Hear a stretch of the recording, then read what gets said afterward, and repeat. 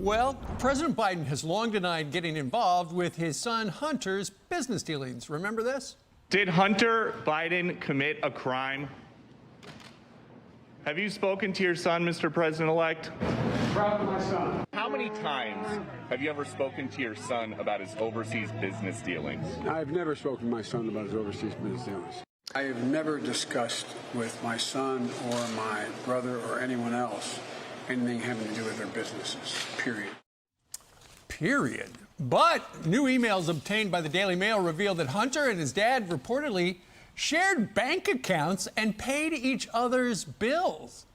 So could that get the president drawn into Hunter's FBI probe of his finances? Let's bring in Fox News contributor and law professor at George Washington University, Jonathan Turley. Professor, good morning. Thank you, Steve. So Hunter Biden revealed in the last couple of months that, yeah, I'm under federal investigation for tax and stuff like that. So if they shared a bank account, he with the current president of the United States, you would think that in ordinary times they would be looking into the president's finances as well. Yeah, this undermines much of what the president has said, but it's not the first time. You know, the president has repeatedly said he has no knowledge, no involvement in these investments. That has been contradicted by witnesses and emails. He's referred to in some emails as the big guy, and some of those emails indicate an actual percentage cut was discussed for now President Biden. With these disclosures, we have accounts being used to pay both Hunter and Joe Biden, and money being reimbursed to Hunter Biden from an individual associated with a company called Rosemont Seneca. Right. Now, that's a company that has been tied to payments from China and Russia. And so this is getting more and more serious. The question is why the Justice Department hasn't considered the appointment of a special counsel. You know, even we know there's a criminal investigation going on into the tax issues, possible money laundering. But there's also serious questions about whether the Biden family conducted an extensive influence peddling operation involving not just Hunter, but his uncle and potentially the President of the United States.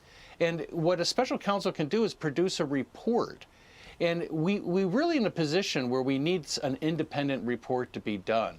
Because, Steve, if you remember, back in the day, people like Adam Schiff said, this is all Russian disinformation. Right. And a bunch of former intelligence officials says, this is coming out of the Kremlin. All that was untrue. Absolutely. And they're sticking to that story. They say, yeah, there was a lot of that going on back then. 40 seconds, Jonathan. You know, if this were Donald Trump in the big chair at the White House and this was revealed, you know for a fact the DOJ, Trump's own DOJ, would be appointing a special counsel.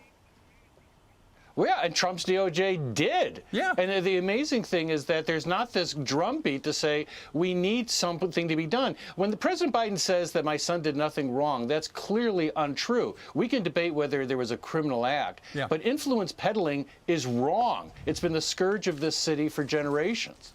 And exit question, the odds of this DOJ appointing a special prosecutor, special counsel? Not very high. Yeah.